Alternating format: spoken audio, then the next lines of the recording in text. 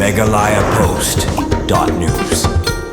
Haka final Haka Lympung Ialehkai football kebelah tip ke first in the village knockout tournament kebelah pelong dak doba Shnong Pahammawlein atau mer. Haka snok tilang ke seng samla Shnong berka sports club ke kenhun Ialehkai jaga mau pro sport club kelai ikun persya ya ke Sohkhwai sport club bar bakut jaga ni Ialehkai ke Sohkhwai sport club kelai yo ban pelim no ya ke mau pro sport club lingba ke shoot tiebreaker. Ya kata Lympung lawan penhap perdana do bak merobon sim MLE kanong po kumkongsan hargat ke jingan dalang MDC kanong po bak belajit rani ba kengun seliang rombak Shnong Pahammawlein arpomer lem bagi dukot ke seng samla berki seng long kemi jong Shnong haga bekut jong kata Lympung na kaliang ginong penyai kelak sam ya ke senam sikinong job haga ba ke Sohkhwai sport club kum kaladu kelayok benrai ke song bisa ke belong laipo hajar tengka hargat ke trofi bat ke mau pro sport club kelayok benrai ke song bisa ke belong katsan hajar tengka ringkat ke trofi haga ni keju ke sengi na kaliang MDC kanong po bak belajit rani kelayok ru ban khap yo ribon ya ke bei ke pung lani ke jaka pelang ya ke belak tailing ba ke skim MDC.